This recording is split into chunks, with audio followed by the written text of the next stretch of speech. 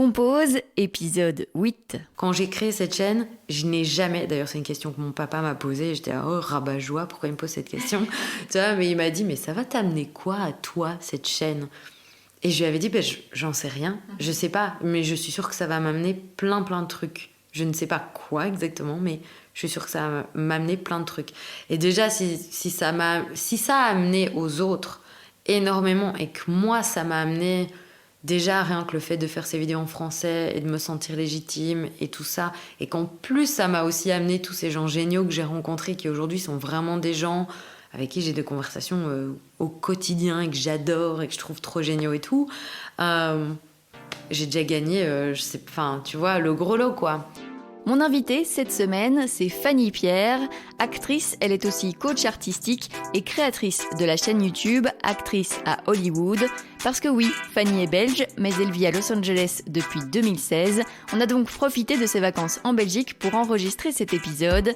Ensemble, on a parlé de Dirty Dancing, de ses cours de danse, de chant, de théâtre, de ses écoles en Belgique, en France et aux États-Unis, de son côté entrepreneuse, de sa passion qui est d'essayer de comprendre les gens, de sa curiosité, de son envie de protéger les actrices et acteurs et évidemment de sa chaîne YouTube. Je vous souhaite une très belle écoute. Eh bien merci Fanny d'être avec moi aujourd'hui sur Compose. Avec plaisir, ça me fait trop plaisir d'être là, merci. Alors donc tu es comédienne et tu as aussi créé ta chaîne YouTube Actrice à Hollywood. J'aimerais qu'on revienne d'abord un peu au début, au tout début. Je crois que c'est à 4 ans que tu as découvert Dirty Dancing et c'est un peu de là que tout est né. Oui, mais je ne sais pas pourquoi mes parents avaient acheté ce film et pourquoi je suis tombée amoureuse du personnage, mais c'est clair que Dirty Dancing, ça a été le truc où j'ai vu, et c'était aussi parce que elle faisait de la danse. Et moi, j'étais hyper fan de la danse. Ma maman, elle a un magasin de lingerie et elle faisait déjà à l'époque des défilés de lingerie. Et donc, moi, danser, c'était mon rêve. Et dans le film, ils dansent, et ils sont amoureux, enfin tout. Et je trouvais que ça avait l'air trop génial. Et je me suis dit, j'ai envie un jour de faire ça, d'être dans des films et de danser et tout. Et voilà, c'est devenu mon truc. Et comment ça a évolué au fil des années? Tu as suivi beaucoup de cours étant plus jeune? De danse, moi j'ai commencé vraiment à faire la danse, mais hyper intensivement. J'allais tous les jours après l'école, prendre des cours, machin et tout. L'acting, c'est venu parce que à l'école, il y avait des cours le mercredi après-midi ou des choses comme ça, des options qu'on pouvait prendre. Et j'aimais beaucoup, simplement parce que, je sais pas, j'ai toujours aimé être sur scène, rire, faire rire, être un peu sotte et tout. Et donc j'ai fait ça. Mais c'est vrai qu'aussi en dehors de l'école, j'ai commencé à faire des cours d'impro parce que ça m'intéressait. Et puis quand j'ai fini l'université, j'ai commencé aussi à faire des cours en académie et tout parce que je sais pas, j'avais toujours besoin de ça, quoi. J'avais toujours envie de raconter des histoires, de m'imaginer dans d'autres aventures, tu vois, des trucs. Et quand j'étais petite, chaque fois que j'allais aux toilettes, et quand t'es aux toilettes, t'es petit, tu t'ennuies. Peut-être que tu ne sais pas encore lire un livre ou des trucs comme ça, et parfois ça prend 1 minute d'être aux toilettes. Mais moi, je racontais des histoires dans ma tête, j'imaginais que je parlais différentes langues, tu vois. À chaque fois, je racontais des histoires, quoi. Et donc, naturellement, j'ai eu envie de faire ça tout le temps. Et à 16 ans, je crois, c'est à 16 ans que tu as voulu vraiment te lancer là-dedans et arrêter l'école. Mais là, tes parents n'étaient pas trop d'accord? Ouais, effectivement, c'est vrai qu'on me pose souvent la question. Enfin, j'ai plein de jeunes qui viennent sur ma chaîne YouTube et qui me disent « Ouais, mais moi, j'ai 11 ans, 13 ans, 14 ans. Et mes parents, ils veulent pas du tout que je devienne artiste. » Et je comprends parce que déjà, ça fait hyper peur quand t'es parent, surtout si c'est pas un domaine que tu connais. Tout ce qu'on entend sur ce domaine, c'est parfois un peu... Tu vois. Et du coup, moi, à 16 ans, j'avais envie de devenir danseuse. Donc, j'ai dit à mes parents, en fait, moi, l'école, ça m'intéresse pas du tout. Donc, je vais faire le jury central et je vais faire ça, quoi. Je vais aller faire des cours de danse et puis devenir danseuse. Et là, mes parents, ils ont quand même un peu stressé parce qu'ils ont vu que j'étais bien déterminée. Donc, on est allé au jury central, on en a parlé au directeur de mon école et tout. Et puis, le résultat final, ça a été qu'ils avaient quand même hyper peur pour moi. Et donc, ils m'ont dit, tant que tu as des très bons résultats à l'école, en fait, en dehors de l'école, nous, on veut bien te payer les cours que tu veux, quoi. Mais tu dois continuer à l'école générale. Donc, Donc j'allais à l'école, donc je sais pas, c'est combien d'heures de cours par jour? 7 heures peut-être? Aucune idée. De 8h30 à 15h30, et puis à 17h jusqu'à parfois 21h, ben, j'allais faire des cours de danse, des cours de... Je faisais aussi de la langue des signes, des cours d'impro le samedi, enfin tu vois, tous mes week-ends, tout était non-stop, quoi. Et tous les spectacles d'école ou n'importe quoi que je pouvais participer, je le faisais. Et du coup, je suis tombée malade parce qu'en fait, c'était beaucoup trop. Et j'ai fait la mononucléose pendant 3 mois et demi. Donc voilà, ça a un peu arrêté tout à ce moment-là, quoi. Et après, comment tu as repris? Tu as repris alors plutôt petit à petit? T'as dû faire des choix? Ben après, donc moi j'étais partie dans le truc que je vais être artiste, quoi. Et bon, à ce moment-là, je termine, j'ai 18 ans, je me sens pas du tout prête à rentrer dans un conservatoire ou quoi. Je sais pas pourquoi, mais j'avais très peur parce que moi j'avais l'impression qu'il fallait déjà connaître plein de trucs pour pouvoir faire les examens d'entrée, etc. Et donc je suis partie à l'étranger parce que je voulais aussi apprendre des langues. Donc je suis partie en Bolivie, j'ai appris l'espagnol. Et puis, je suis revenue en Belgique. Et là, pendant 6 mois, j'ai travaillé avec ma grand-mère qui était couturière, donc aussi une créatrice, et qui m'a appris comment faire des vêtements. Donc ça, c'était trop bien aussi. Et puis, je me sentais vraiment toujours pas prête à aller dans une école d'artiste. Et j'ai commencé des études de langue. Et là, je me suis un peu déconnectée avec tout ce qui était la danse, l'art et tout ça. Donc j'étais un peu malheureuse pendant quelques années. Et puis petit à petit, c'est revenu. Donc j'ai recommencé à prendre des cours. Je suis retournée dans mon ancienne école de danse classique et tout. Et dans un coin de ma tête, un jour, j'ai rencontré une fille avec qui j'avais été à l'école en humanité. Et elle m'a dit « Ah, mais tiens, mais moi j'étudie au centre d'études théâtrales à Louvain-la-Neuve. » J'ai dit « Attends, on peut faire à l'université des études théâtrales, enfin quoi ?» Et elle m'a dit « Mais si, à l'époque, il y avait des majeurs, des mineurs, et si tu prenais une mineure en art du spectacle, tu pouvais te rediriger après vers un master d'études théâtrales. » Et donc, ni une ni deux, quoi. Moi, j'ai pris cette mineure-là, avec en tête, tout le monde allait aller... d'ailleurs, toi, t'es allée dans le journalisme, il y en a qui sont allés en relations publiques et tout ça. Et moi, pas du tout, quoi. Et je me suis dit, non, moi, je sais que je continue la com, mais pour pouvoir aller, après, faire des études là-dedans. Et donc, c'est ce que j'ai fait. Et je me rappelle que quand je suis arrivée à l'examen d'entrée pour le centre d'études théâtrales, la dame m'a demandé alors, est-ce que, je sais pas, vous êtes stressée d'être là ou quoi? Et j'ai dit, ah oui, je suis stressée, mais en même temps, je suis trop contente. Parce que on dirait que c'est la première fois que je vais enfin pouvoir faire ce que j'ai envie de faire. Et à l'époque, j'avais déjà probablement 22 ans. Et j'avais déjà l'impression que j'avais attendu toute ma vie pour faire ça, quoi. Et donc j'étais hyper emballée. Et là, j'ai dit ah, mais moi, en fait, je veux faire des études ici pour devenir prof. Et ils m'ont dit, mais prof de théâtre, mais vous ne pratiquez pas le théâtre. Donc, il va falloir pratiquer le théâtre cette année aussi, si l'année prochaine, vous voulez être redirigé dans la formation pédagogique, quoi. J'ai dit ok, donc je me suis inscrite dans une école de théâtre. Je me suis mise dans une compagnie où j'ai fait la mise en scène d'une pièce de théâtre qui a peur de Virginia Woolf. Je sais pas si tu connais. Ouais. Et donc à la fin de l'année, j'avais pris plein de cours partout. J'avais fait tous ces trucs-là en plus de mes études à l'UNIF. Et à la fin de l'année, j'ai dit mais en fait, moi j'ai regardé les autres être acteur cette année, parce qu'en mise en scène et tout, j'avais fait des stages de mise en scène et tout. J'ai dit, mais en fait, moi, je veux être sur le plateau jouer, quoi. C'est ça que je veux faire. Et donc, pendant les vacances, j'ai fait un stage au Cours Florent à Paris. Et c'est comme ça que tout a commencé. Et c'est vraiment comme ça que tu as eu le déclic, c'est en regardant les autres. Tu t'es dit à ce moment-là qu'en fait, tu avais toujours cette envie en toi, mais c'était à ce moment-là que tu t'en rendais compte ou c'est vraiment né comme ça? Complètement, parce qu'en étant metteur en scène, en étant assistante metteur en scène, j'étais là, en fait, j'ai envie d'aller sur le plateau avec eux, leur montrer peut-être ma manière de faire ou comment on pourrait faire ça ou comment on pourrait le jouer et tout. Et je me suis dit, mais qu'est-ce que je fais ici sur la table assise à les regarder jouer?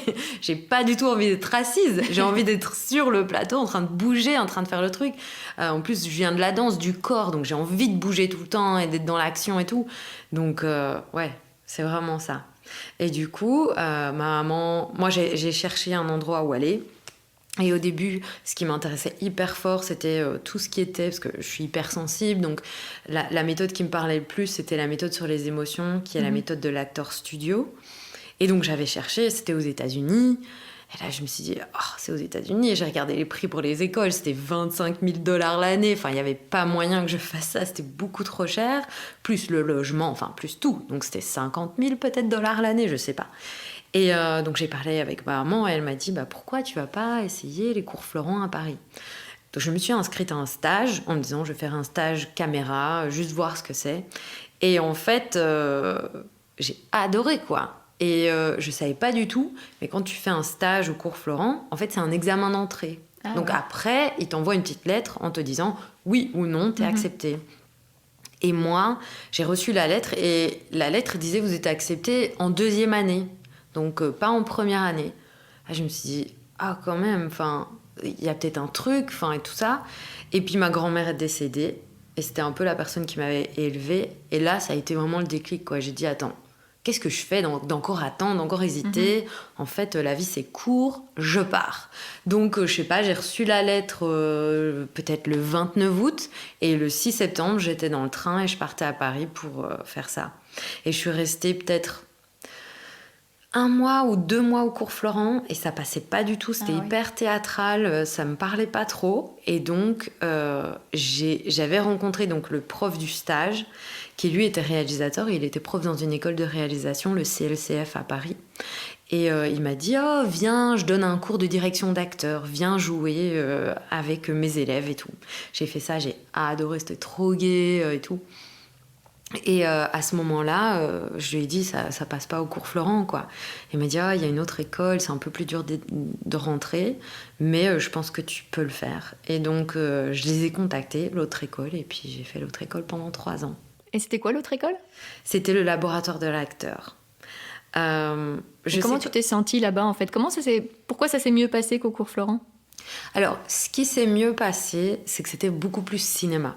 C'est que les classes, en tout cas la classe de débutants, parce que eux, donc au cours Florent, ils m'avaient mis niveau 2. Je crois que j'étais pas prête niveau 2, simplement parce que pas parce que techniquement ou je sais pas comment on dit, au niveau du talent, je sais pas, parce que tu sais, le talent, c'est un truc, une longue discussion sur le talent. Mais en tout cas, des classes au cours Florent, c'était énorme. On était 35 élèves, tu passais pas à chaque fois. C'était hyper impressionnant pour quelqu'un comme moi qui venait d'arriver à 22 ans, débarquait en niveau 2. Donc tous ces gens-là, ils se connaissaient déjà depuis 1 an, ils avaient déjà bossé ensemble et tout. Et puis c'était très théâtre. Et moi, c'était pas du tout ça que j'avais envie de faire. Et quand je suis arrivée au labo, il y avait peut-être 10 élèves dans ma classe, c'était hyper intimiste, c'était un petit théâtre, et très vite tu connaissais tous les gens et on se parlait et tout, donc je me suis sentie beaucoup plus à l'aise. Et la prof du niveau 1, qui s'appelle Célia Granier-Desfers, elle était vraiment un peu une petite maman, bienveillante et tout, et donc je me suis sentie vraiment à ma place.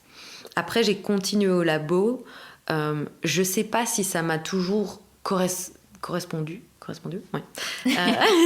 Je sais pas si j'aurais dû rester aussi longtemps que je suis restée. Je sais pas si l'enseignement que j'ai reçu après cette première année il m'a bien formée techniquement, mais je crois qu'il m'a un peu blessée au niveau de comment dire, mon inspiration et ma confiance en moi. Ouais. Et donc du coup, c'est pas parce que j'ai fait cette école-là que je la recommande à tout le monde. Il y a d'autres élèves qui étaient en cours avec moi et qui jurent que par cette école et tout.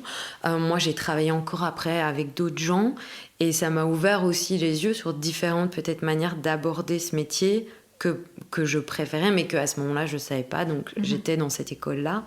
Ça ne veut pas dire que c'est une mauvaise école, ou la meilleure école, ou la pire. C'est pas du tout ça, mais je pense, et je le vois aujourd'hui aussi, parce que moi, je suis coach aujourd'hui pour des acteurs, il faut vraiment trouver la personne qui va faire qu'avec cette personne, tu arrives à évoluer. Et quand avec cette personne, tu n'évolues plus, faut changer. Ça ne veut pas dire que cette personne n'est pas bonne ou quoi, mais ça veut simplement dire que toi, tu es ailleurs et tu as besoin d'apprendre de nouvelles choses, etc. Donc après, j'ai travaillé avec plein d'autres coachs, et notamment Pascal Luneau, qui avait travaillé au studio Pygmalion, qui était un coach depuis longtemps d'acteur, individuel, et avec lui j'ai travaillé dans des stages et plutôt individuellement pour préparer des films et tout. Et lui, ça m'a reconnecté avec moi-même, ma confiance en moi, mon autonomie en tant qu'actrice. Parce que parfois aussi, il y a des écoles qui te forment. C'est pas forcément le labo, mais j'ai vu des écoles, j'ai vécu des écoles qui te forment, mais ils te rendent un peu dépendant d'eux. Genre, t'as un peu ce sentiment que si t'as pas leur soutien, ça va pas marcher, tu vois. Et moi, je suis tout à fait contre ça. Je trouve que justement, quand on forme des gens, on les rend indépendants après. Parce que c'est un métier, on disait avant de commencer l'enregistrement, que c'est un métier d'entrepreneur. Il faut chercher soi-même ses jobs, il faut être multitalent pour pouvoir faire plein de choses, pour faire sa propre promo, pour savoir comment se coiffer, s'habiller, dans quelle catégorie on est, apprendre des textes, etc. Se filmer aujourd'hui. Et aujourd'hui, avec la self-tape, on doit se filmer nous-mêmes. Donc on doit faire l'éclairage, le son, la caméra, l'image, le montage, enfin tout. Tu vois, donc il faut être vraiment multitalent. Et quand tu es dans la mentalité où t'as l'impression d'être dépendant de quelqu'un d'autre pour savoir si c'est bien ce que tu fais ou machin ou quoi, c'est handicapant parce que t'arrives pas à prendre des décisions toi-même. Et si certains de mes élèves écoutent un jour ce podcast, ils vont rire parce que un des trucs que je dis à tout le monde, c'est que tu dois apprendre à faire des choix. Faire des choix, c'est le truc le plus difficile dans la vie, mais c'est toi qui dois le faire, quoi. Personne peut choisir pour toi, surtout pas dans une carrière artistique. Et il y a des choix à faire tous les jours. Donc, ouais. Et le fait d'être multitalent comme ça, d'être entrepreneur quand t'es artiste, tu t'en rendais compte en te lançant ou c'est vraiment au fil des années que tu l'as appris? Non, ah non, pas du tout. Et c'est pour ça que je dis aussi souvent, c'est un métier dont au début on tombe amoureux et puis on découvre le métier et après on apprend à l'aimer pour du vrai. Tu vois, c'est un peu comme dans le couple ou les histoires d'amour. Au début, t'es amoureux, t'es là, wouh, peu importe ce qui arrive pendant mon métier, je vais le faire. Et après, tu te rends compte vraiment des défauts de ton métier et tout. Et là, tu dis, bon, je veux rester, je veux construire une relation solide, une carrière ou alors j'abandonne, quoi.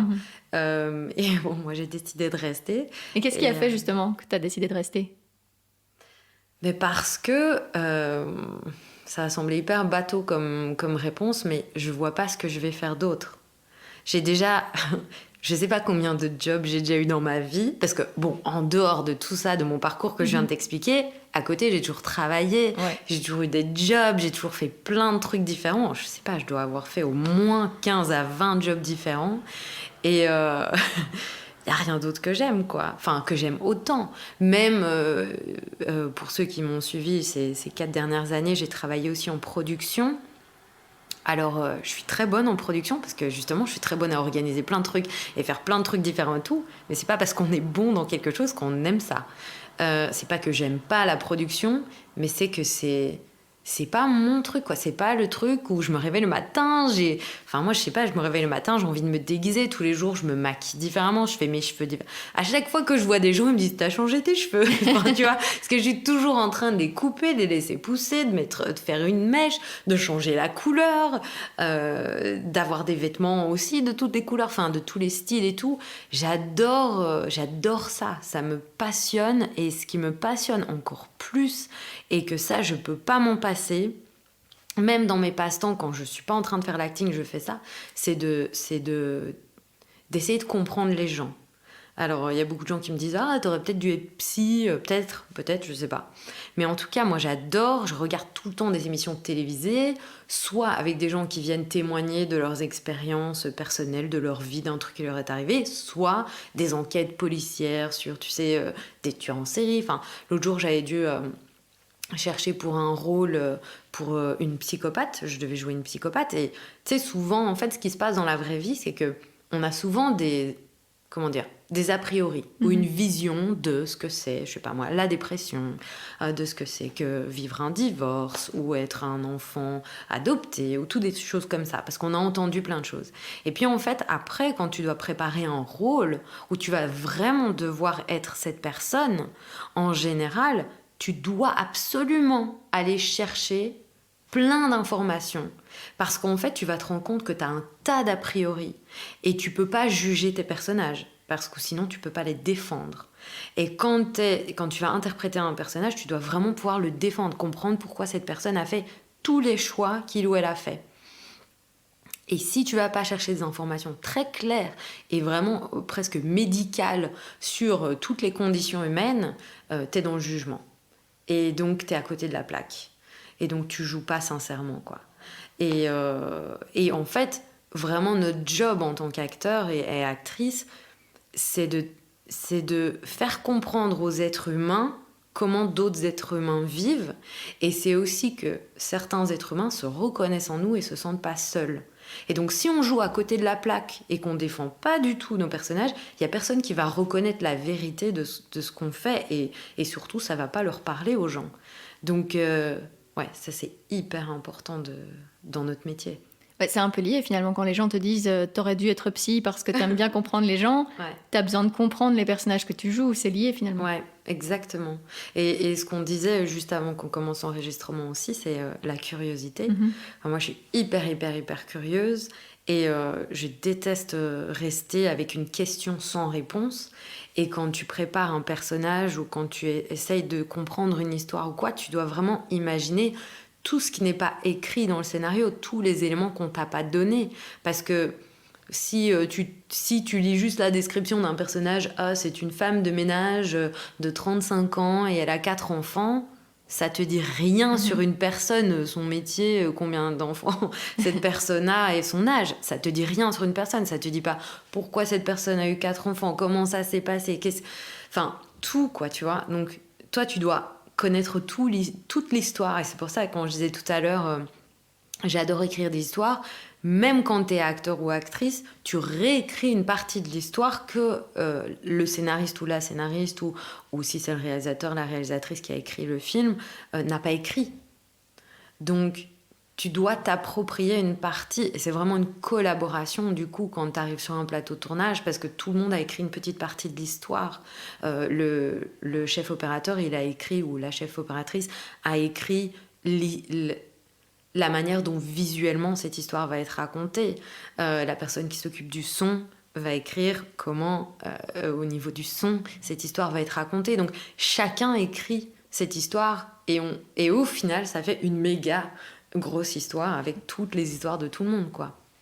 Tu le disais tantôt que le théâtre, c'était moins ton truc, tu t'y plaisais moins. Pourquoi, justement, c'est le cinéma ? Pourquoi c'est le fait d'avoir cet univers-là du cinéma, avec les caméras, avec... voilà, c'est complètement différent du théâtre ? Parce que au cinéma, on a le droit à l'erreur. Qu'au théâtre, on a moins. Le théâtre, c'est immédiat. Si tu te plantes, tu te plantes. Tu as la réaction du public en immédiat.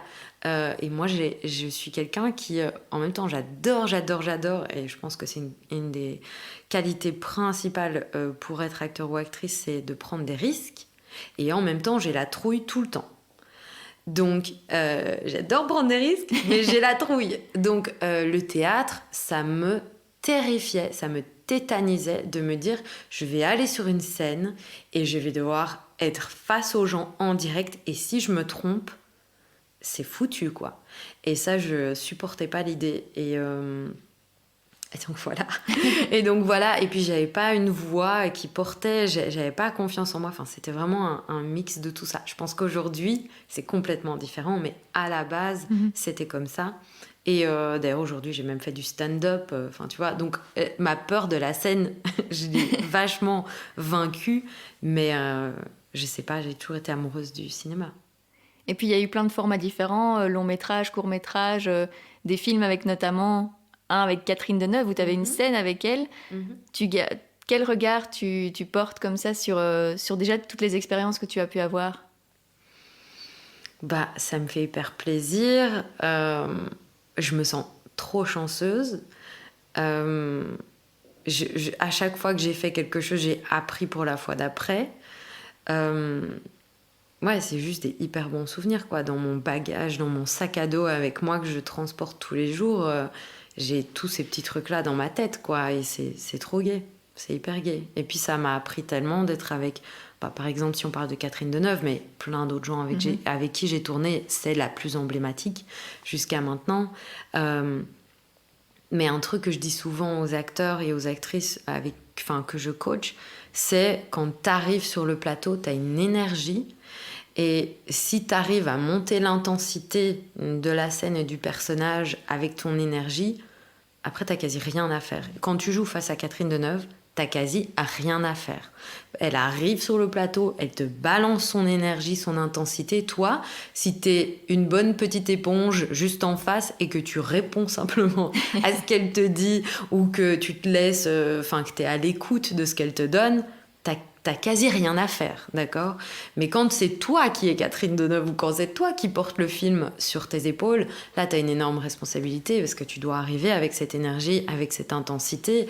Et donc, en tant qu'acteur ou actrice, quand nous, on est formé, on veut arriver à faire ce genre de choses aussi. On veut pas toujours être la personne qui reçoit et qui renvoie la balle simplement, tu vois. On veut être aussi celle qui arrive et qui balance du lourd, quoi. Est-ce que sur ton parcours, il y a des moments où tu t'es dit pourquoi j'ai fait ce projet Est-ce qu'il y a des regrets dans ton parcours ou des films Je croyais que tu allais dire pourquoi j'ai choisi cette carrière. Non. Parce que ça arrive aussi. Des projets ou des films. Oui et non. Il y a des projets où parfois tu te retrouves et tu te dis ce truc est complètement fou, qu'est-ce que je fais ici, enfin tu vois, ou cette personne ou cette situation mais chaque fois c'est j'ai pas eu de hyper mauvaise expérience, mais j'ai eu plein de moments où j'ai pris une grosse claque et où j'ai dû apprendre quelque chose. Sur le film La Pièce, il y avait une scène où mon personnage était censé pleurer. J'ai jamais réussi à pleurer le jour où on a tourné la scène.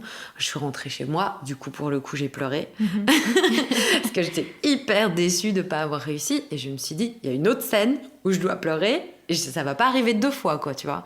Et donc c'est là que tu te rends compte à quel point tu dois, quand t'es sur le plateau, t'es vraiment obligé de préserver ton espace, de préserver ta concentration, t'es pas là pour être sympa ou la bonne copine ou le bon copain, ou t'es pas là pour... C'est un job.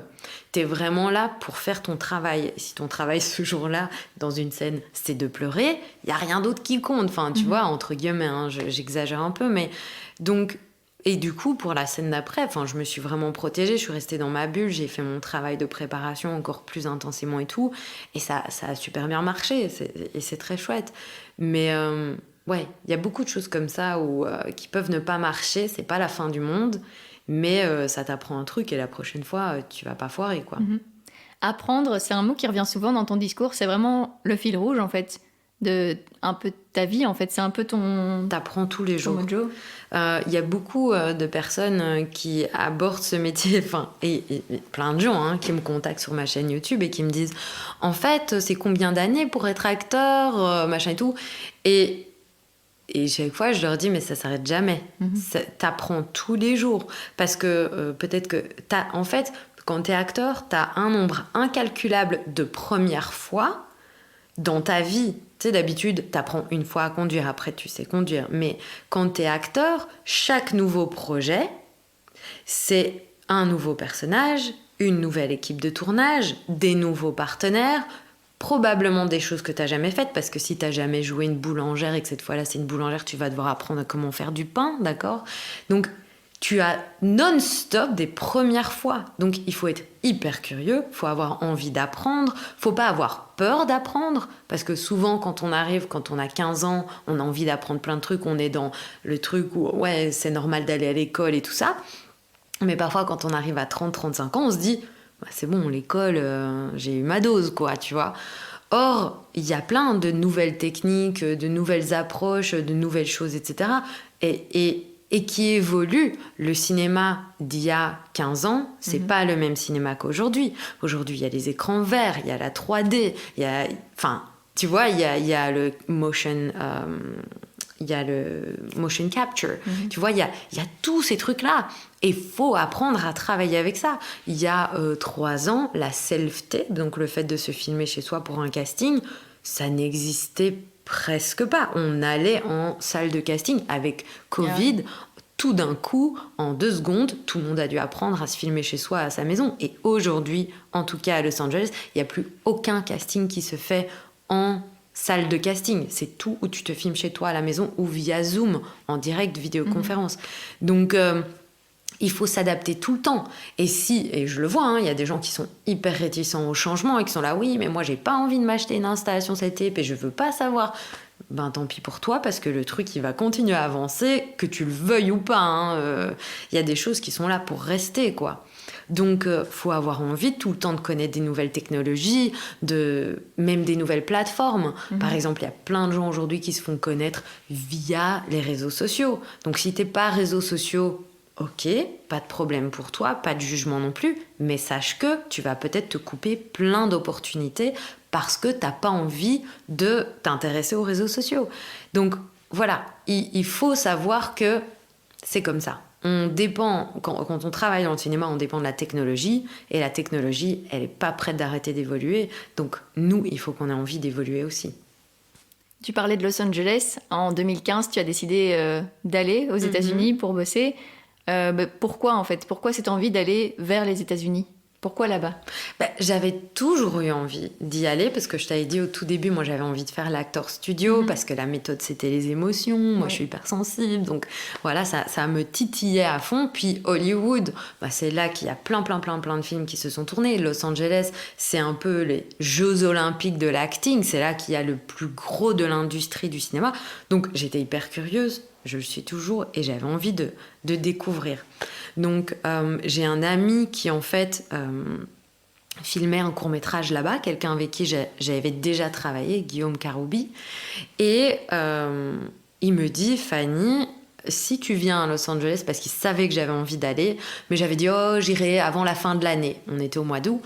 Et donc je m'étais dit peut-être mois de décembre ou quoi, parce qu'il fait beau et en Belgique il fait dégueu. Et donc du coup, je lui dis peut-être d'ici la fin de l'année j'irai. Il me dit si tu veux, moi j'y suis au mois de septembre, je vais filmer mon court-métrage et si tu viens, je t'écris un rôle dedans. Donc ça fait réfléchir. Voilà, je me suis dit oh là là, au moins je connaîtrais au moins une personne là-bas et puis je pourrais tourner dans un film à Los Angeles, quoi. Trop cool. Donc je suis partie et j'étais partie pour 10 jours en vacances, quoi, 8 jours je crois. Et évidemment, mon ami, il était hyper occupé à préparer son court-métrage, donc il n'avait pas le temps d'aller visiter tous les trucs et tout avec moi. Et en fait, j'ai rencontré mon mari, qui est américain, et en fait, je suis tombée amoureuse. Et donc, 4 jours après l'avoir rencontré, il m'a demandé en mariage, et j'ai dit oui, ce qui était complètement fou. Et après, je me suis dit, oui, comment je vais faire pour annoncer ça à ma famille, quitter ma vie, venir m'installer ici, recommencer à zéro. Enfin, je me rendais pas compte non plus de tout ce que ça impliquait, pour être honnête. Mais bon, voilà. Donc, 1 an après, avec tous les papiers administratifs, machin et tout qu'il fallait faire, et puis avec le fait de déménager, clôturer tous les trucs que j'avais en Europe, eh bien, je suis partie au mois d'août 2016, habiter aux États-Unis. Et c'est sûrement une manière de travailler complètement différente que française ou belge. Donc, comment tu t'es adaptée à cette nouvelle vie américaine pour ton boulot ? En lisant beaucoup, en découvrant comment ce marché fonctionne, en faisant plein d'erreurs et en réessayant et en me trompant. Et puis un petit peu comme j'avais fait au départ. Quand je suis arrivée à Paris, j'ai fait des cours, puis j'ai commencé à faire des films étudiants, et puis j'ai commencé à avoir accès à des plus gros projets, et puis j'ai commencé à avoir un agent, etc. Ici, j'ai fait pareil. Je suis repartie à zéro, j'ai fait des films étudiants, j'ai fait des films plus gros, j'ai eu un agent, voilà. Et puis petit à petit, donc là, ça fait 5 ans que je suis là, j'ai commencé vraiment maintenant à avoir des gros castings, travailler dans des gros projets et tout ça, mais ça a été le parcours du combattant, parce que j'ai un accent, parce que je connaissais rien, parce que j'avais déjà 30 ans quand je suis arrivée. Il y a plein de gens à Los Angeles, ils commencent à travailler quand ils ont 3 ans et demi, ou 6 mois, tu vois, ou 10 ans. Donc commencer à 30 ans, quand c'est pas ta langue et tout, c'est aussi un gros challenge, quoi. Hyper gros challenge. Mais aujourd'hui, je regrette pas du tout de l'avoir fait. Et d'ailleurs, tu as suivi des cours pour avoir un accent à l'américaine et perdre un petit peu ce... Dans les 3 premiers mois où je suis arrivée, j'ai fait des cours avec une coach d'accent qui s'appelle Carrie Safran. Et c'était intéressant. Et ça m'a vraiment donné une bonne base pour continuer à pratiquer. Mais j'avoue qu'après, ce qui m'a vraiment le plus aidé, c'était au quotidien d'avoir mon mari qui me corrige, quoi. Parce qu'il entend les choses que je dis régulièrement où je fais des fautes. Et alors il me dit, tu sais, ce truc-là, il faut que tu fasses attention parce que c'est chaque fois. Et puis quand il entend un mot, il me dit, je peux te dire comment on dit ce mot en vrai. Et puis il me dit le mot, enfin tu vois. Et donc c'est vraiment au quotidien non-stop. Et par rapport à beaucoup de francophones que je vois qui partent aux États-Unis et qui finalement soit se retrouvent dans un cercle francophone ou sont en couple avec un francophone ou une francophone ou quoi, moi j'ai eu la chance d'être avec quelqu'un qui ne parle que anglais. Donc même quand je suis fatiguée, même quand j'ai pas envie, c'est en anglais. Ah ouais. Et on regarde la télé en anglais. Et tout ce qu'on fait, c'est en anglais. Et sa famille, c'est en anglais. Enfin, c'est tout le temps, quoi. Et donc, j'ai été obligée de pratiquer. Un truc qui m'a vachement aidée aussi, c'est les cours de chant. Pourquoi les cours de chant, ça t'a aidé ? Parce que les cours de chant, ça t'aide. Moi, je pense qu'un des gros blocages dans le fait d'apprendre une nouvelle langue et surtout l'accent, c'est de se sentir stupide quand on fait des sons, qu'en fait depuis tout petit on n'a jamais fait, tu vois, et surtout que zozoter en français c'est un truc qu'on essaye d'éliminer si jamais tu l'as. Or là-bas on zozote tout le temps, the mother, tu vois. Donc, enfin voilà, c'est des sons différents et il faut sortir de sa zone de confort et de peut-être une honte qu'on aurait de faire ces sons. Et le chant, ça marche, quoi, parce que quand tu fais des cours de chant, tu vas faire wa wa wa wa wa, tu vois, et on te fait faire des trucs où tu sors ta langue de ta bouche, enfin, tu vois, on te met dans toutes les positions de ton corps pour apprendre à respirer, etc. Et donc, t'apprends vraiment à t'en foutre complètement de faire des sons ridicules. Et du coup, tu arrives à faire des sons que tu n'avais jamais fait avant. Et ça, c'est hyper important aussi. Et il y a aussi, dans tout le truc de l'accent, il y a aussi la bulle sociale. C'est-à-dire que, c'est mon avis, j'ai jamais lu ça nulle part, mais en tout cas, c'est ce que je pense. Nous, les francophones, quand on parle, on ne projette pas. Donc on parle ici, moi je parle à 2 cm de ma bouche, c'est là où mes postillons vont aller. Mais les anglophones, ils parlent super, super loin, quoi. Par exemple, le mot protection, tu vois, il y a et ils prononcent comme des H partout, parce qu'en fait, il y a de l'air qui sort tout le temps de leur bouche. Donc, leur bulle sociale, elle est beaucoup plus loin que la nôtre. Et donc, nous, quand on parle anglais, on a l'impression de postillonner tout le temps la tronche des gens en face de nous, de rentrer dans leur bulle sociale et tout, d'être un peu mal poli, tu vois, ou quoi. Et en fait, il faut sortir aussi de ça, quoi. Et donc, vraiment, parler une autre langue, c'est changer comment culturellement t'as été élevé, c'est changer... C'est beaucoup de choses à la fois. Donc, ouais. On ne savait pas qu'on allait faire un cours de langue aujourd'hui, mais voilà, je suis contente de partager mes trucs. C'est important d'apprendre, comme on le disait. Voilà, c'est ça. Donc, et tu en as déjà un peu parlé, donc c'est là que tu as créé ta chaîne YouTube Actrice à Hollywood. Pourquoi cette envie de passer sur YouTube ? Tu parlais des différents formats tout à l'heure. Pourquoi toi, tu as envie de faire ça ? Il y avait plusieurs envies mêlées. Et les 2 principales, c'était quand moi j'étais arrivée à Paris, je m'étais sentie en permanence à côté de la plaque. Je ne savais pas par où commencer. Il n'y avait pas d'informations. Voilà. Quand je suis arrivée aux États-Unis, il y a une structure. Enfin, c'est hyper calibré. Il y a même une union pour les acteurs, pour défendre les droits des acteurs et tout. Il y a des tarifs de combien on peut être payé pour une série, machin. Enfin, en France, c'est un petit peu comme ça. Mais en Belgique, c'était pas du tout comme ça. Il y a des agents, il y a des managers. C'est hyper structuré. Et je me disais, waouh, on n'a pas du tout... Et Londres, c'est la même chose. Mais en Europe, en France et en Belgique, j'avais pas du tout connu ça, quoi. Donc je me suis dit, waouh, j'ai envie que ça se transpose là-bas parce que je pense qu'on pourrait y gagner. Parce que la deuxième chose qui me gênait hyper fort, c'était que il y a beaucoup de gens qui sont vulnérables aux arnaques, etc. Parce que quand on commence, même si tu commences dans un nouveau domaine quand tu as 30 ans ou 40... t'es un bébé dans ce domaine. Je dis toujours, t'es un bébé acteur, quel que soit l'âge auquel tu commences. Et donc, t'es hyper vulnérable parce qu'on peut te faire croire n'importe quoi.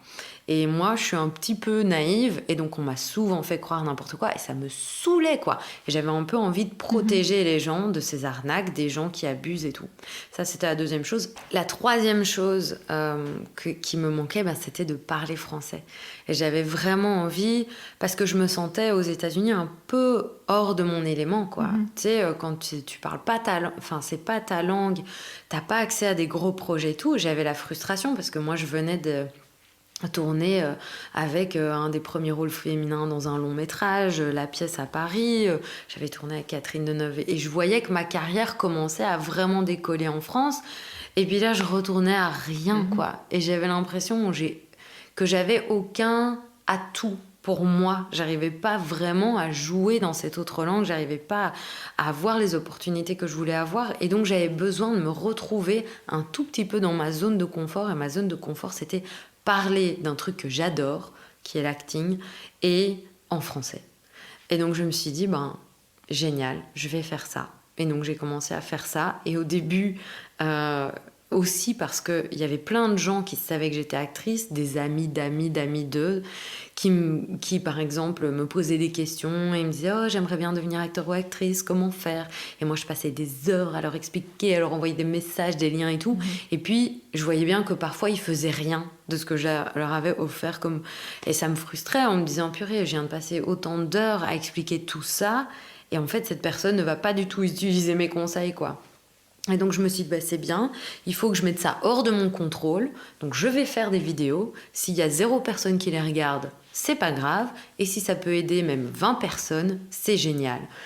Et donc j'ai fait ces vidéos, et après avoir fait, je crois, peut-être 7 vidéos, j'ai un tout petit peu laissé de temps passer, et comme j'avais 2 chaînes YouTube, j'avais connecté mon compte YouTube avec l'autre compte. Et donc, je voyais pas que je recevais des notifications et qu'il y avait des gens qui s'inscrivaient à ma chaîne et que j'avais des commentaires et tout ça. Je voyais pas du tout. Et c'est genre, je sais pas, 1 mois après avoir posté ma 7e vidéo que je me suis dit, ah tiens, je vais aller sur mon autre compte parce que je voulais faire une nouvelle vidéo. Et là, j'étais waouh, j'ai presque 100 abonnés, j'ai plein de commentaires. Et il y avait notamment Saïd. Coucou Saïd, si t'écoutes le podcast. Je parlais de toi encore. Et d'autres gens. Mais Saïd, c'était vraiment un de mes premiers abonnés. Il commentait toutes mes vidéos et me posait des questions partout. Du coup, je recommençais des vidéos et tout. Et donc, 6 mois à peu près après avoir fait ma première vidéo, qui était nulle, qui était juste « Hey, j'ai créé une chaîne YouTube, je suis trop contente, bye !» Tu vois, c'était vraiment ça ma première vidéo. J'avais 100 abonnés. Et là, je me suis dit « Waouh, c'est cool !» Et là, j'étais en Belgique et j'ai dit à ma maman, tu crois que je pourrais peut-être essayer de faire un truc avec cette chaîne YouTube, me donner 6 mois et voir où ça en est. Et dans les 6 mois, ça a vraiment explosé. Là, je crois que j'ai passé les 1000 abonnés en 6 mois. Et après ça, j'étais là, ok, bon, ça a l'air d'intéresser les gens. Qu'est-ce que je vais faire avec ça? Et j'ai continué à faire plein de vidéos. Et puis, les gens ont commencé à me poser tellement de questions. Et que ça a commencé à me prendre tant de temps que j'étais là, j'arrive pas à répondre de nouveau. Je me retrouvais dans la même chose où j'arrive pas à prendre le temps de répondre à tout le monde et tout ça.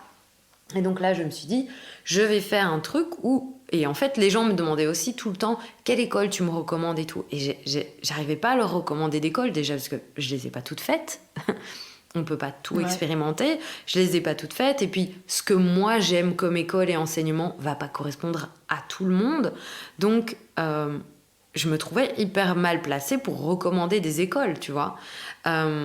Et du coup, ce que j'ai fait, c'est que je me suis dit, je vais commencer moi à faire des cours et expliquer aux gens. Et j'avais d'abord mis mes cours sur Patreon, qui est une plateforme où tu peux aider les créateurs à financer leurs trucs.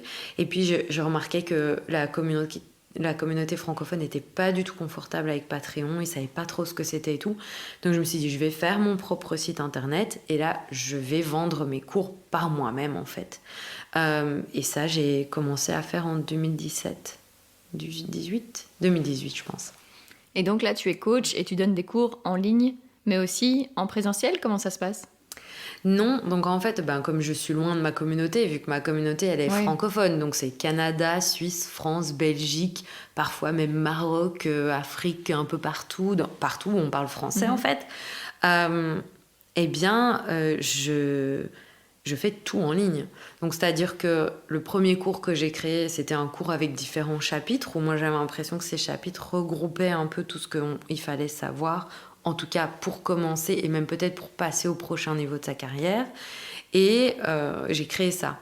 Et après, moi, j'ai eu envie de rencontrer les gens en vrai. Parce que le cours en ligne, j'adore, mais c'est aussi beaucoup un échange par email finalement, vu que les gens m'envoient des vidéos de self-tape, parce qu'aujourd'hui, il faut savoir faire ça. Mais moi, du coup, je leur réponds par message. Et ce que moi, j'avais envie de faire, c'était aussi de pouvoir connecter pour du vrai avec les gens. Parce qu'il y a des gens qui ont besoin du direct, quoi. Et donc là, j'ai commencé à faire des stages. Et les stages, c'était via Zoom, quoi, une classe de 10 personnes où on papote en vrai et ils jouent des scènes et tout devant moi. Et pour la toute première fois, depuis donc j'ai créé ma chaîne YouTube en 2017, je crois. On est en 21, donc ça fait 4 ans. Eh bien, à Paris, cet été, j'ai rencontré certains de mes élèves, donc abonnés et élèves. Ah, génial. Et ça, c'était... parce que, tu vois, on se connaît. On a travaillé ensemble, on s'est papoté, on a commenté les photos et tout de tout le monde depuis 4 ans parfois, et j'ai pu les voir en vrai, quoi. C'était un truc de ouf. J'en revenais pas que ça arrivait pour du vrai, et ils sont tous géniaux, donc c'était trop gai. Et c'est un lien vraiment particulier que tu as créé avec eux? Hyper particulier parce que ils connaissent mon parcours. Moi, je connais le leur. Je les ai vus commencer pour la plupart. J'ai vu aussi toutes les choses qu'ils font maintenant.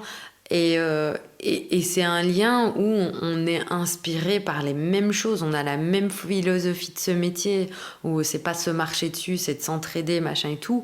Donc pour moi, c'était vraiment... Enfin, la veille, mon mari qui m'accompagnait là-bas me dit « Ça va, t'es pas trop stressée pour demain ?» Je dis « Attends, je vais rencontrer 20 personnes que j'adore, que je connais depuis je sais pas combien de temps, qui sont géniaux. » Enfin, je suis pas du tout stressée. Je suis excitée comme une enfant de 5 ans qui va aller le lendemain à Disney. Enfin, tu vois, c'est... Ouais, j'étais aux anges, quoi. Et puis, la journée s'est hyper bien passée. Tout le monde a adoré. Enfin, trop chou, quoi. Trop génial. Et j'imagine qu'après tout ce temps, quand ils t'envoient des messages pour te dire bah voilà, j'ai décroché tel rôle ou je suis parvenue à faire ça grâce à toi, qu'est-ce que ça te fait? Je suis comme une petite maman, quoi. À chaque fois, ou une grande sœur, ou comme tu peux le dire, je suis hyper excitée pour eux, quoi. J'ai l'impression que... Je sais pas, j'ai l'impression qu'on a réussi un truc. Enfin, tu vois, que je partage leur victoire comme c'était la mienne, quoi. Je suis là, mais je le savais. Mais évidemment, qui t'adore, qui va pas t'adorer, enfin, tu vois. Et puis, quand je les vois faire des trucs où... Enfin, je dis toujours, hein, il y a tellement de gens... Parce que même, par exemple, sur ma chaîne, j'avais créé les 30 jours d'acting, qui y a un challenge que les gens peuvent faire pendant 30 jours, ils se filment, où là, c'est pas du tout payant, c'est gratuit, ils peuvent faire ça, puis je regarde leurs vidéos, je leur donne pas de feedback et tout, mais je regarde souvent les vidéos juste pour découvrir des nouvelles personnes. Mais très souvent, j'ai eu des gens où c'était la toute première fois qu'ils jouaient. Tu sais, c'est hyper spécial d'avoir quelqu'un qui te fait confiance assez que pour se mettre en danger devant toi, pour jouer. T'es la première personne qui va les voir jouer. Je sais pas, moi je me sens hyper spéciale, quoi. Je me sens comme si quelqu'un me faisait un cadeau, tu vois, que c'est... Je sais pas, c'est un peu un moment magique. Et j'ai l'impression de vivre plein de moments magiques quand je les vois. Enfin, et si tu poses la question à mes élèves qui ont participé au stage, ils te répondront la même chose. Quand on voit quelqu'un qui vient d'avoir un déclic et qui juste avant ça faisait des trucs mais c'était pas ça, machin et tout, et puis tout d'un coup cette personne devient le personnage, rentre complètement dans le truc, et c'est waouh, quoi. On est là waouh, parce qu'on sait ce que ça demande comme travail, lâcher prise, tous les mots, et c'est vraiment magique. J'ai pas d'autre mot que ça, quoi. C'est comme voir quelqu'un sauter en parachute pour la première fois. Ouais, c'est vraiment ça, quoi. Voir quelqu'un se marier, enfin, tu vois, t'es hyper ému pour eux, tu te rends compte que ça va peut-être changer leur vie ou quoi, et t'as vécu ce moment-là, t'étais juste en face quand c'est arrivé. J'adore. Et aujourd'hui, il y a presque 26 000 personnes qui sont abonnées à ta chaîne. Tu te rends compte de l'évolution comme ça, du nombre de personnes qui te suivent au fil des années, et tu te dis, en fait, ça a de l'intérêt ce que je fais. Non seulement il y a les cours et voilà les retours de tes élèves, mais aussi tous ces abonnés sur YouTube. Tu te dis, bah, en fait, ça a du sens et c'est important. Oui, et puis moi, vraiment, il y a des choses que je veux changer, donc qui sont très spécifiques au cinéma français, belge et tout. Et je vois que le changement arrive. Je vois que ces gens-là, ils vont avec une attitude particulière et qu'ils vont propager cette philosophie-là et cette manière de vivre le cinéma. Et je suis trop contente, mais trop contente. Parce que c'est une manière, enfin en tout cas, vraiment les valeurs que j'essaie de propager avec mes élèves, c'est le non-jugement sur son art, le fait d'être bienveillant avec soi-même, le fait de se respecter, de respecter les autres. Oui, c'est vraiment les valeurs principales, quoi. De pas juger sa créativité, d'essayer de faire des trucs un peu hors du commun, peut-être, mais de se planter, c'est pas grave, enfin, tu vois. Et, et souvent, j'ai entendu, enfin, on parle que des stars, souvent, enfin, tu sais, c'est pour ça que tu as créé ton podcast, hein. Mais on parle souvent que des stars, que des gens qui ont réussi. On voit pas du tout le parcours du combattant, les échecs, les moments de doute, machin et tout ça. Et si t'as pas, enfin, j'ai fait un live Instagram sur la santé mentale des acteurs, parce que je pense que c'est hyper important. Mais si t'as pas une communauté autour de toi qui te soutient, des gens qui sont bienveillants, qui vont regarder ton travail, qui vont pas dire ouais c'est nul en fait. Enfin tu vois, ça sert à rien des trucs comme ça, ce genre de feedback.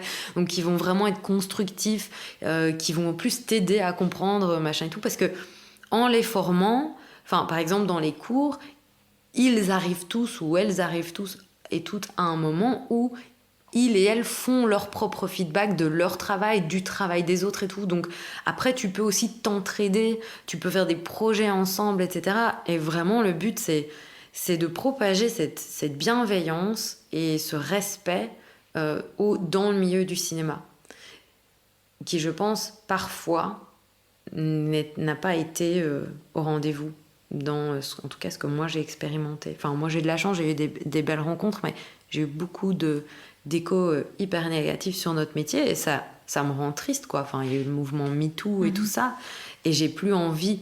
En fait, je voulais changer le fait que le pouvoir dans le cinéma vienne par le haut et les gens qui font les décisions, et je voulais qu'il arrive par le bas avec les acteurs et les actrices qui aient des revendications pour leur bien-être, etc. Et j'ai vu que par exemple très récemment il y a une série qui est coproduite, c'est la nouvelle série, je sais plus comment elle s'appelle, mais c'est par les producteurs de Versailles. Je sais pas si tu as vu la série Versailles, qui était une coproduction anglaise-française.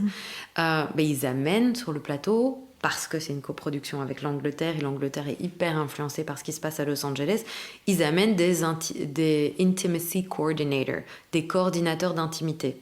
Donc, ils sont des gens qui, donc quand il y a des bagarres sur des plateaux de tournage, on chorégraphie les bagarres, évidemment, pour que les gens soient pas vraiment, se prennent pas des coups pour du vrai, hein, et puissent recommencer ça 20 fois de suite. Et ben, ici, c'est la même chose, mais pour les scènes intimes.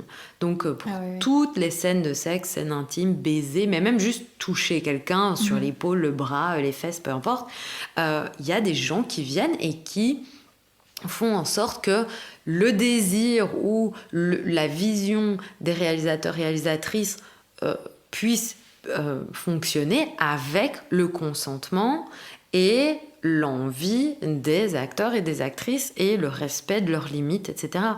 Qui est hyper important, qui n'existait pas du tout jusqu'à très récemment. C'est un tout nouveau métier, quoi. Même ici à Los Angeles, je crois qu'il a été développé pendant peut-être les 3 dernières années ou 4, tu vois. Donc c'est tout nouveau, mais c'est hyper important que des choses comme ça arrivent. Et moi, je parle de ça dans mes vidéos. Donc les acteurs et les actrices qui regardent mes vidéos, ils savent que quand on va faire une scène intime ou quoi, j'ai le droit de poser des questions, j'ai le droit de dire ce avec quoi je suis confortable ou pas, j'ai le droit de dire quelles sont mes limites, j'ai le droit de parler avec ma partenaire et de demander ses limites. Et c'est hyper important, en fait. Et avant, il n'y avait rien de tout ça. Donc moi, je veux vraiment mettre une structure pour protéger les acteurs et les actrices et pour leur donner le pouvoir de venir avec des revendications pas complètement folles, hein, parce que c'est pas... on veut pas 10 000 € par jour de tournage si c'est pas un projet qui a cette envergure, mais juste... Quel que soit le niveau dans lequel tu travailles, même si c'est des courts-métrages débutants et tout, qu'on te respecte, quoi, de A à Z. Donc voilà. Et je pense que l'information, c'est le pouvoir. Donc il faut savoir pour avoir du pouvoir. Ça te nourrit autant que l'acting, cette chaîne et tout ce qui s'en est suivi? Ça oui. Autant j'avais pas de job avant, job à proprement parler, c'est aussi un job, qui me nourrissait autant que l'acting, autant ça oui. Parce que c'est humain. Et moi, c'est toujours l'humain à chaque fois qui génère des trucs, quoi. Les rencontres avec les gens, les découvertes, tout ça, quoi, la psychologie et tout. Donc, ouais. Tu la vois évoluer comment, cette chaîne? Alors, je la vois évoluer. J'ai fait beaucoup d'interviews pendant un long moment. Je sais pas si je vais continuer à faire ça parce que je me rends compte que les gens aiment vraiment juste quand moi je raconte des trucs. Pourtant, je pense que les gens que j'interviewe sont hyper intéressants, mais je vois que mes vidéos de gens que j'interviewe, elles font moins de vues et tout. Donc, je pense que je vais vraiment repartir à faire encore plus de vidéos sur juste moi et des sujets que je veux aborder sur le cinéma. Après, je pensais faire aussi une version anglaise de ma chaîne Actrice à Hollywood, mais parce que maintenant, je sens que c'est vraiment le bon moment pour moi pour vraiment recommencer à fond dans l'acting aux États-Unis, parce que j'ai tourné dans un long métrage cette année, parce qu'il y a des choses parce que j'ai un super agent, parce qu'il y a plein de choses qui se débloquent. En fait, j'ai commencé une chaîne YouTube en anglais qui s'appelle Fanny Pierre. Elle est pas, c'est pas magique, hein, c'est juste Fanny Pierre, mais elle est en anglais. Mais du coup, c'est pas du tout sur comment devenir acteur. Il y a plein d'autres gens qui font ça. Il y a entre autres une actrice qui s'appelle Audrey Moore et qui fait un podcast qui s'appelle Audrey Helps Actors. Donc Audrey aide les acteurs. Qui fait exactement la même chose que ce que moi j'ai fait sur YouTube en français, mais elle le fait en anglais. Il y a plein d'autres gens qui font ça en anglais. Je vais pas rentrer dans la compétition. Ça m'intéresse pas.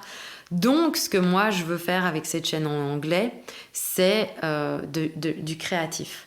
Donc, je veux me filmer en train de faire des self-tapes. Je veux, à long terme, écrire moi-même des vidéos et les filmer, les mettre sur cette chaîne. Donc, ça va être c'est une chaîne beaucoup plus créative que la chaîne, on va dire, pédagogique que j'ai créée avec Actrice à Hollywood. Je vais partager aussi peut-être 2-3 trucs de mon parcours et tout ça, mais c'est plus une chaîne qui va être à destination des directeurs de casting, directrices de casting, réalisateurs, réalisatrices, les gens qui veulent m'engager et qui veulent voir ce que je fais. Maintenant, s'il y a des gens qui aiment me voir jouer et qui veulent aller voir mes vidéos et tout ça, c'est cool. Et si c'est une chaîne qui décolle comme l'autre, ça sera génial. Mais ça va pas du tout être le même objectif avec cette chaîne. Et la première chaîne, est-ce qu'elle t'aide, peut-être pas aux États-Unis vu que c'est une chaîne francophone, mais est-ce qu'elle t'a aidé à trouver des rôles dans la partie francophone ou pas forcément? Non, je travaille de toute façon pas en Europe pour le moment. Peut-être qu'à l'avenir ça recommencera, mais pour le moment non. Non, je crois pas qu'elle m'ait aidé à trouver forcément des rôles, mais elle m'a fait rencontrer pas mal de gens. Et elle a montré aux gens une partie de ma personnalité qui est le fait que je sois une entrepreneuse, que quand j'ai un projet, je le mène jusqu'au bout et que je suis une créative, même si c'est pas toujours dans l'acting, tu vois. Et elle m'a établie en tant que coach aussi, ce que moi je pensais que j'étais, mais j'avais pas trop non plus de légitimité, tu vois, et tout. Et le fait de partager mes trucs avec les gens et que les gens comprennent quand j'explique et tout, je me suis dit, tiens, en fait les gens ils aiment bien travailler avec moi, donc pourquoi pas faire ça. Et peut-être qu'elle m'apportera encore des trucs dans le futur, je sais pas en fait. Quand j'ai créé cette chaîne, je n'ai jamais, d'ailleurs c'est une question que mon papa m'a posée, et j'étais rabat-joie, pourquoi il me pose cette question? Tu vois, mais il m'a dit, mais ça va t'amener quoi à toi cette chaîne? Et je lui avais dit, j'en sais rien, je sais pas, mais je suis sûre que ça va m'amener plein de trucs. Je ne sais pas quoi exactement, mais je suis sûre que ça va m'amener plein de trucs. Et déjà, si ça a amené aux autres énormément et que moi, ça m'a amené déjà rien que le fait de faire ces vidéos en français et de me sentir légitime et tout ça, et qu'en plus, ça m'a aussi amené tous ces gens géniaux que j'ai rencontrés qui aujourd'hui sont vraiment des gens avec qui j'ai des conversations au quotidien et que j'adore et que je trouve trop géniaux et tout, j'ai déjà gagné, tu vois, le gros lot, quoi. Donc, de toute façon, je suis quelqu'un qui aime faire des projets, donc j'en ai encore plein d'autres. Mais Ouais, je sais pas dire où elle sera vraiment. Et je sais pas dire ce qu'elle va encore m'amener, mais on verra bien. Mais pour cette chaîne, comme pour le reste, pour tes voyages, pour ton arrivée aux États-Unis, pour Paris, pour les écoles, etc., à chaque fois, tu as suivi ton instinct. C'est ça qui est important pour toi? Oui. Oui, au grand malheur des gens qui m'aiment et qui ne comprennent pas toujours mes décisions et qui parfois ils se disent mais complètement folle, mais quoi? Tu vois, moi je te dis partir à Paris, c'est 5 jours après que je suis partie. Enfin, oui, j'ai vu une psy pendant longtemps et je me fais toujours accompagner. Ma psy, elle me dit toujours, toi, t'es quelqu'un de l'action. T'es quelqu'un qui... Je réfléchis pas à tous les tenants et aboutissants de tout ce que je fais. Alors, on pourrait dire que je suis naïve, mais je crois pas que c'est naïf, je crois que c'est optimiste. Je me dis toujours, ça va marcher, quoi. Je vais arriver à faire marcher ce truc. Je sais pas comment, je sais pas ce qui va se passer, mais je vais commencer, puis on verra bien. Et en général... j'essaye de bien m'entourer, comme ça je suis pas toute seule et c'est pas la catastrophe. Mais ouais, et je pense que je fais confiance aux gens et je fais confiance à mon intuition et je fais confiance aussi au plaisir et à la joie que les choses m'apportent. Si quelque chose ne crée plus de joie chez moi ou quoi, enfin j'ai toujours dit, je fais pas actrice parce que mon but dans la vie c'est être actrice. Je fais actrice parce que j'aime être heureuse dans ma vie et quand je joue et tout, je suis heureuse. Donc si ça ne crée plus ça, j'arrêterai. Et c'est pareil pour le fait d'être coach et ma chaîne YouTube et tout. Donc par exemple, ça ne me plaît plus aussi de faire des interviews autant qu'avant, ben j'arrête, voilà. Et donc oui, je fonctionne énormément à l'instinct, à l'intuition et à la joie. Je suis la joie, ça c'est clair. Je vais te poser la dernière question de ce podcast, c'est un peu la question rituelle. Ouais. Qu'est-ce que tu aimerais oser faire et que tu n'as pas encore fait? Que j'ai pas encore fait. J'aimerais vraiment bien un jour sauter en parachute. Je prenais l'exemple tout à l'heure, ça c'est un truc qui me plairait bien. C'est la deuxième fois qu'on me le dit. C'est vrai. Un truc que j'ai pas... Bon, il y a un truc que j'adorerais faire, mais c'est plutôt les gens autour de moi qui sont pas... J'adore aller en moto. J'adorerais passer le permis moto, m'acheter une moto, conduire une moto. C'est mon truc. Quand j'étais à Paris, tous mes potes avaient des motos. Et quand on faisait les répétitions, à chaque fois, ils étaient là, je te conduis en moto, chez moi, chez toi, machin. J'adorais ça. Mais voilà, j'ai beaucoup de gens dans mon entourage qui sont décédés, qui ont eu des accidents, des fins un peu tragiques à cause de moto. Donc je crois pas que je ferai jamais un jour de la moto. Mais c'est un truc qui... ouais, ça... Sinon, plus personnellement, j'adore